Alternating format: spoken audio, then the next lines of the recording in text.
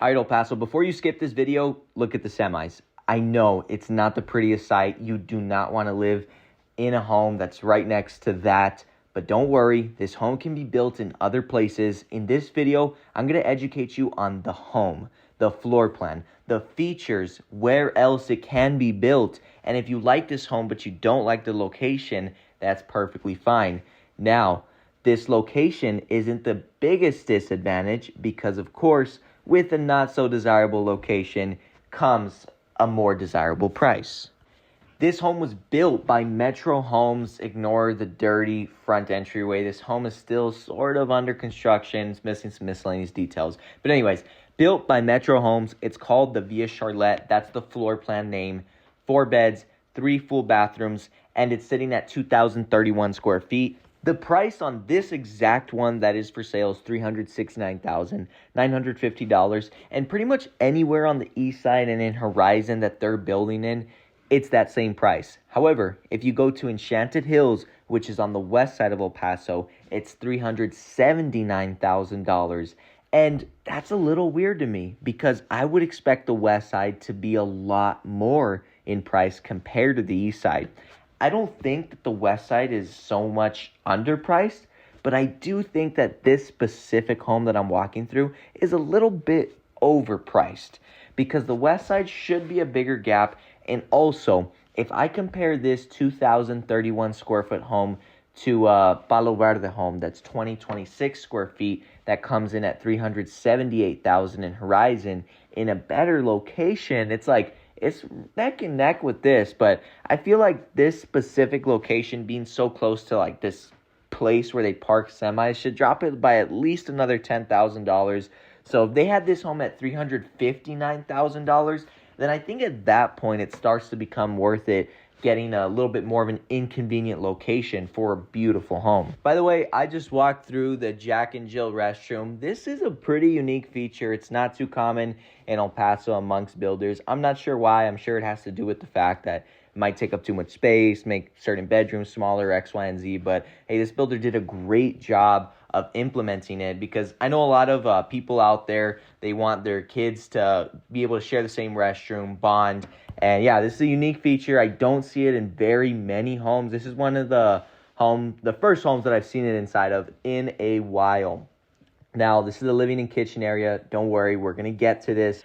But if you're impatient, don't worry, I get it. I am too. That's why I put timestamps of each part of the home in my video so you can go to whatever part of this home that you want to see with the click of a button. Now, as we go through the laundry room and the garage and kind of go through the boring parts of this house before we get into the good stuff, let's go through the standard features. So this builder is trying their best to be a high quality builder similar to builders like Palo Verde, maybe even Colors Homes. Some would even say Icon. I don't think I would put them in that category because Icon's a custom builder, but some would say that builder. They're trying to be very extravagant, have great features, and be a quality builder. In this garage, though, it's not fully insulated. The garage door is insulated, but the outside walls that don't connect to the home aren't. So your garage can get a little cold, a little hot, but it's never going to seep in to your house. To insulate, they use spray foam insulation. Spray foam's great because it's the most dense. That way, there's nothing that can get through to there. There is a con to spray foam, though, because if you need to work behind some pipes that spray foam's covering, then you have to break the spray foam and put it back in. If you use blown-in fiberglass, you could just move it around. But anyways, right here is the second full bathroom. So this is what makes this home real great. It's got 3 full bathrooms, which everybody says, I don't need 3 full bathrooms. But if you got a growing family, if you plan on moving more people in with you, those 3 bathrooms are going to come in handy when everybody wants to take a shower all at once. Anyways, I don't know if you saw the roller shades behind me in this bedroom right here, but that's an included feature. That's standard. So are the ceiling height of the bedrooms being 10 feet instead of 9 feet. That way it makes the bedrooms feel a lot bigger without having to add square footage, length, and width-wise. And then this ceiling height right here is 12 feet. Now, 12 feet is not a standard feature with Metro homes, but some floor plans do have the 12-foot ceilings. And man, once you go 12 feet, you do not go back. Trust me. It makes the home feel much bigger, again, without adding square footage. So it's a little bit more of a cost-effective way to add some square footage without actually adding it.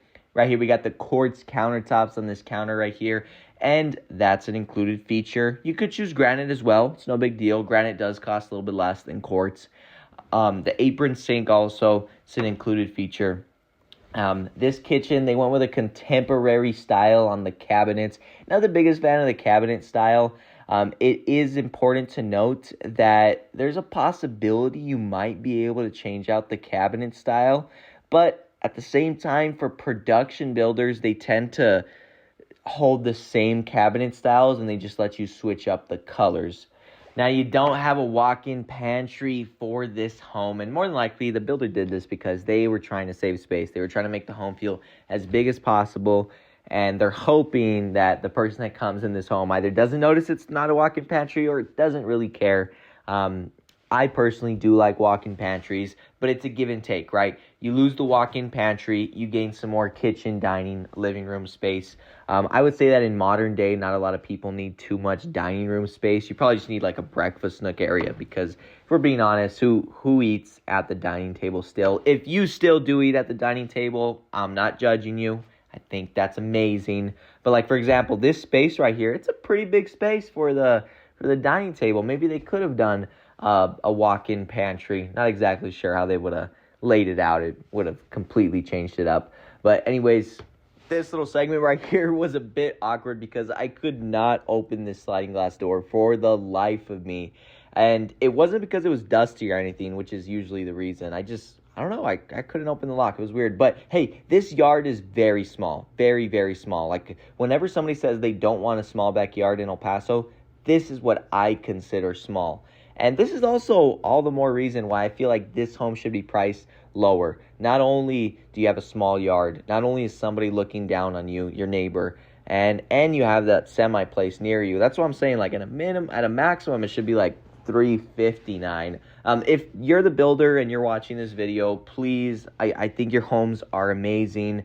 Do not ban me from selling your homes. Just telling the truth. I hope this is all the bit helpful. But hey, this primary bedroom is beautiful. It's big. I measured it. I think it was about, you know what, I'm not going to pretend like I remember it, but it was a pretty big bedroom. You got the ceiling design, roller shades, felt very dark in here. And this bathroom was nice. It was interesting because they separated this standalone tub with a wall, and usually that standalone tub is just on the open field. And quite honestly, I love this. This might have been my favorite thing in this home because when you're taking a bath, you want to feel like it's a resort, and that just gives you that privacy that you need. Also, if you're a tall person, these countertops were pretty tall, so you're not going to have to bend over too much to wash your face. Of course, they'll probably still be too tall for you. You got the wall niche that extends all the way across the wall so you can fit all of your soaps. Then this nice little primary bedroom closet. But hey, this was pretty much the whole home tour for this house. There's 20 plus builders in El Paso, Texas. And if you need help navigating which builder is right for you, which features are right for you, which price is right for you, I would love to give you my non-biased opinion. Even if you don't like me, you don't want me to be your realtor, I'll still educate you. I'll educate anybody. Just please be upfront with me and tell me, hey, Isaac, you're not going to be my realtor, but can you please educate me? I'd be more than happy to do so. I'm not too busy for you guys. Call me.